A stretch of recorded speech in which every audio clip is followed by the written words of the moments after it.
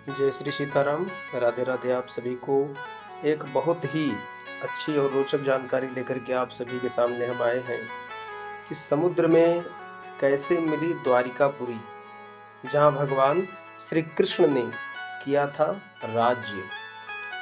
तो आइए कथा की तरफ चलते हैं।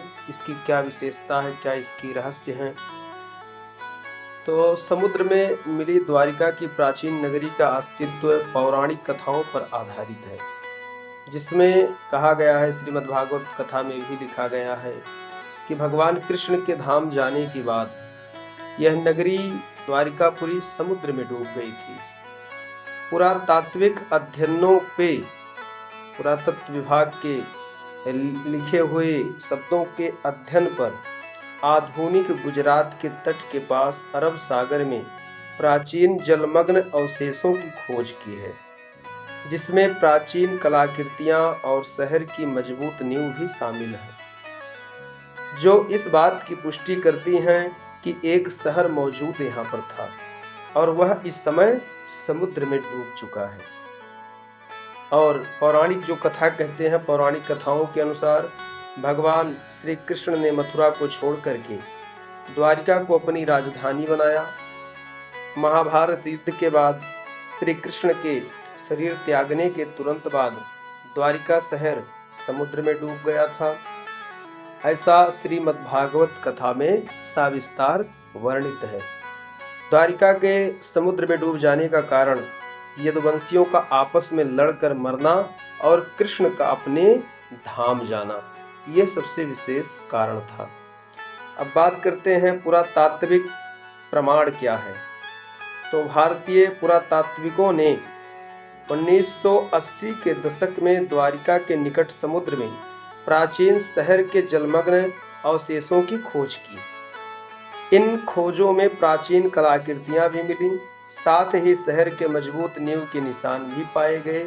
ये पुरातात्विक निष्कर्ष महाभारत की कथा का समर्थन करते हैं, जिसमें द्वारिका के समुद्र में डूब जाने का भी उल्लेख है। इसीलिए द्वारिका शहर को समुद्र में खोजने का कार्य पौराणिक कथाओं और पुरातात्विक खोजों दोनों पर आधारित है।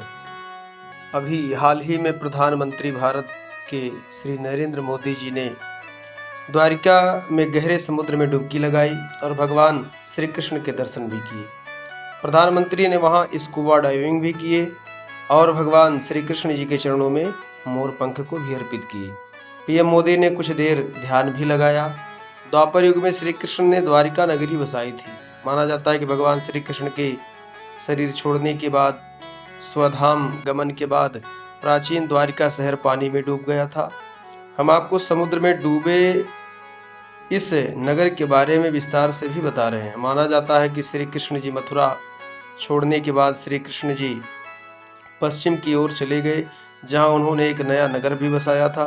इसे द्वारिका के नाम से जाना जाता है। यह द्वारिका अरब सागर में स्थित है।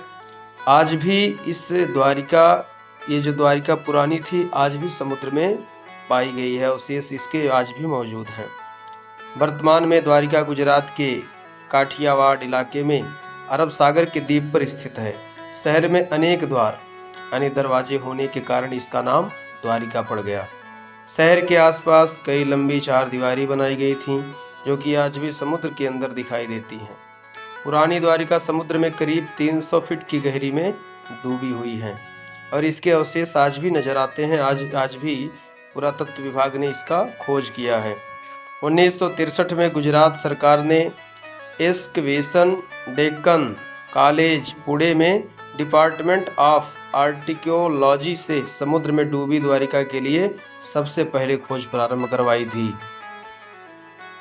खोज के बाद सर्वे टीम को समुद्र में तांबे के सिक्के के साथ ग्रेनाइट के स्ट्रक्चर भी मिले थे। अंडर वाटर आर्कियोलॉजी विंग ने यह रिसर्च की थी।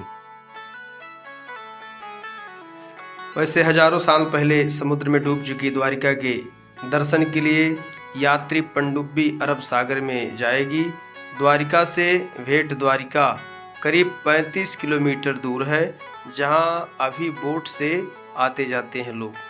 सुदामा जी ने भी अपने मित्र कृष्ण से भेंट द्वारिका में ही भेंट किया था, तभी से नाम पड़ गया भेंट द्वारिका। तो अगर जानकारी आप सभी को अच्छी लगी हो तो आप सब हमारे इस वीडियो को शेयर करें और भी लोगों तक पहुंचाएं। हमारे इस चैनल को सभी लोग सब्सक्राइब जरूर करें। जय श्री सीताराम, राधे राधे, जय श्री कृष्ण।